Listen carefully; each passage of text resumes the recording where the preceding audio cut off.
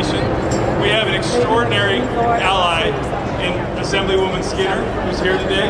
To have elected officials come stand with us is pretty powerful.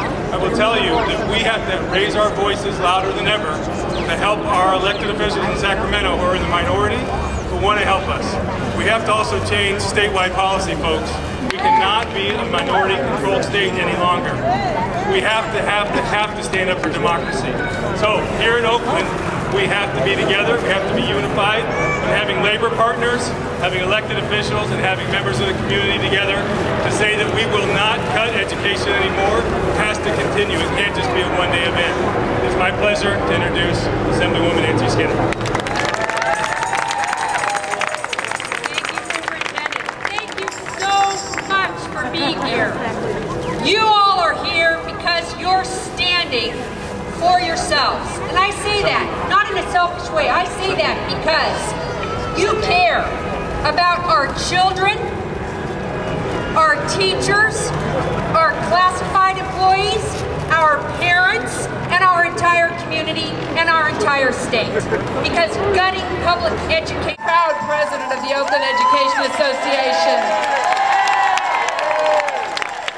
And I am so proud to represent so many teachers and librarians, well, fewer librarians, but counselors and nurses and speech therapists and psychologists and social workers. And we are here fighting together, and today we are on the same page with the district around the demand to the state that they stop cutting funds to schools.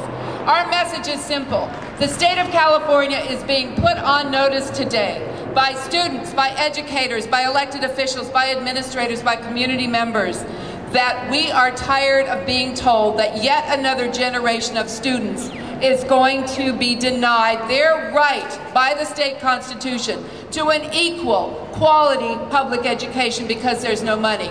That is a joke. How is this possible in a state that is the 8th largest economy in the world? How is this possible in a state that is #1 in prison spending and ranks 48th in per pupil spending? That makes no sense. That is unconscionable. I should not be standing here today reciting facts like this. Over $17 billion has been cut from public schools and colleges in the last 2 years alone. Class sizes have been increasing around the state to unmanageable numbers, denying students the one-to-one instruction they need.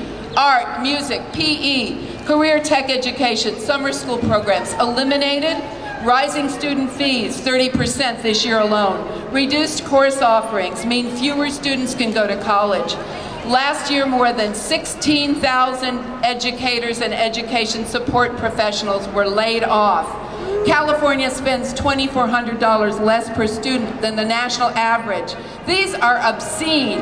State budget cuts have decimated health care programs for poor children, as well as services for seniors and the disabled. And this is in a state that was once the envy of the nation and the world for its excellent, free, quality public education for all. Say it with me. The money is there, it's a question of priorities. Everybody. The money is there, it's a question of priorities. At the state level, there are 3 simple things we need to do. We need to repeal the law that requires a 2/3 vote to pass a budget and to raise taxes so we can fully fund education and social services. Sign the petition.